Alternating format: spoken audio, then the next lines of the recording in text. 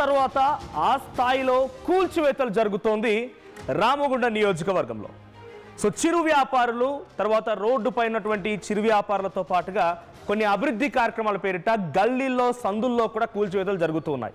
Road విస్తరణ పేరుతో చిరు వ్యాపారులపై కొరడా జుల్పిస్తున్నారు అక్కడ అధికారులు. నోటీస్ ఇవ్వకుండా ఎటువంటి వాళ్ళకి ప్రియార్ ఇన్ఫర్మేషన్ లేకుండా కూల్చివేయడంతో ఆందోళనకు దిగారు ఆ వ్యాపారులు. సో పెద్ద ఎత్తున రామగుండ వ్యాప్తంగా ముఖ్యంగా రామగుండంలోని గోదావరి కని పరిసర ప్రాంతాల్లో మొత్తం కూడా కూల్చివేతలు జరుగుతున్నాయి.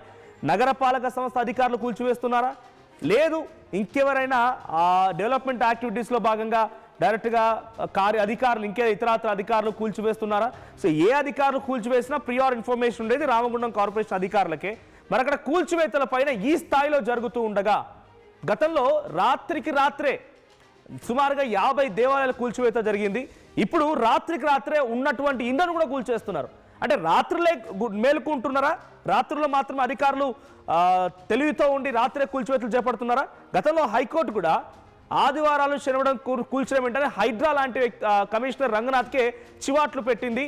ఏకంగా ఆయనకు చాలా స్ట్రాంగ్గా వార్నింగ్ కూడా ఇచ్చింది. రాకపోతే జైలుకు వెళ్తామని చెప్పి కూడా హెచ్చరికలు జారీ చేసింది. కానీ ఈ చట్టాలు, ఈ న్యాయస్థానాలు లేకపోతే ఈ ఆదేశాలు రామగుండ నియోజకవర్గంలో లేకపోతే అక్కడ కార్పొరేషన్ అధికారులకి పనిచేయవా? వాళ్ళు స్వతహాగా రాజ్యాంగాన్ని లేకపోతే స్వతహాగా ఒక ఇంప్లిమెంటేషన్ రాసుకున్నారా? రాత్రికి రాత్రే కూల్చివేయడం పైన వ్యాపారుల్లో పెద్ద ఎత్తున ఆందోళన వ్యక్తమవుతోంది. రాత్రికి రాత్రే కూల్చివేతలు జరుగుతున్నాయి. అయితే ఆ విజువల్స్ చూస్తున్నారు కూల్చివేతలకు సంబంధించి ఎక్కడెక్కడ కూల్చివేసినటువంటి ఆ విజువల్స్ని. సో పెద్ద ఎత్తున హైటెన్షన్ కొనసాగుతోంది. సో మీరు విజువల్ చూస్తుంటే కూల్చివేసిన చోట బాధితులంతా టెంట్లు వేసుకొని అక్కడ కూర్చొని ఆందోళన చేపడుతున్నారు.